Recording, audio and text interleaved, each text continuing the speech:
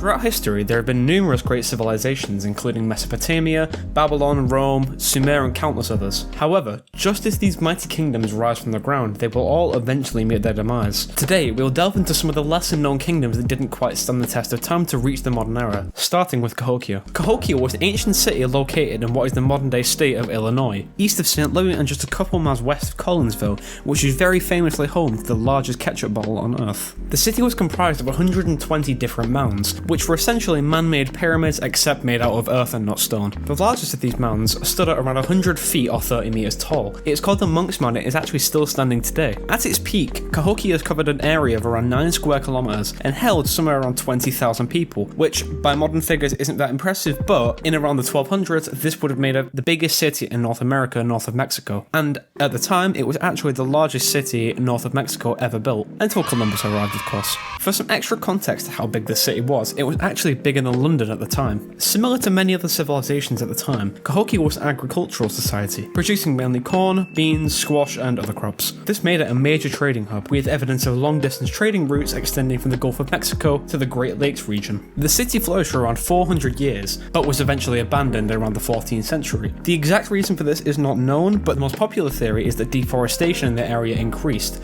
causing extra flooding, and so less productive harvests, and it generally made the city less inhabitable. Africa was once home to many different kingdoms and civilizations, both large and small. One such example is Gedi, an ancient city on the southeast coast of Kenya, and near the modern-day town of Malindi. Although small, Gedi shows signs of being quite a sophisticated kingdom at one point. It is surrounded by impressively preserved walls made of various materials, such as granite and coral stone. The town reached its peak between the 13th and 17th centuries during the late medieval period, and at the time was quite a prosperous trading centre.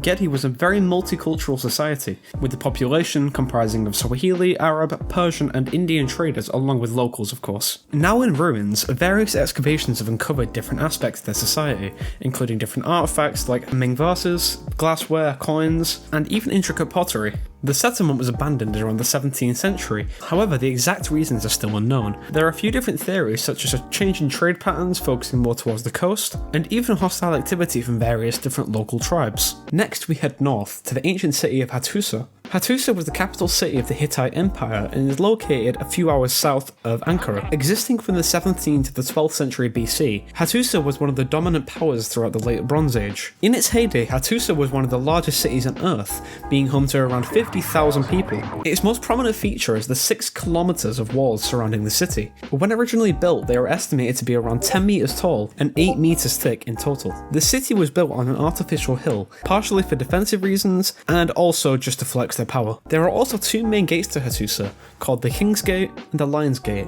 The latter of which is adorned with 2 lion sculptures, which point to them having some relatively advanced technology for the time. The city was abandoned in around the 12th century BC, and again, similar to the previous examples, the exact reasons are not known. The most plausible theory is that a drought in the area, lasting around 3 years, caused the city to be gradually abandoned, along with the rest of the Hittite Empire. The city was re-inhabited in around 1700 BC, however around the same time was sacked by King Anita from Kusara, who actually erected a stone tablet with the following inscribed: "Whoever after me becomes king, resettles Hattusas, let the storm god of the sky strike him." For our last example, we'll head back to Africa, looking at the medieval city of Great Zimbabwe. As you probably guessed from the name, Great Zimbabwe is located in modern-day Zimbabwe. It was inhabited between the 11th and 15th century AD during the medieval period. At the time, it was actually the capital of the Kingdom of Zimbabwe, and was quite an important trading centre. It is most famous for its impressive stone structures that are located throughout the settlement, some of which include the Great Enclosure, the Valley Ruins, and the Hill Complex. The most impressive of which, the Great Enclosure,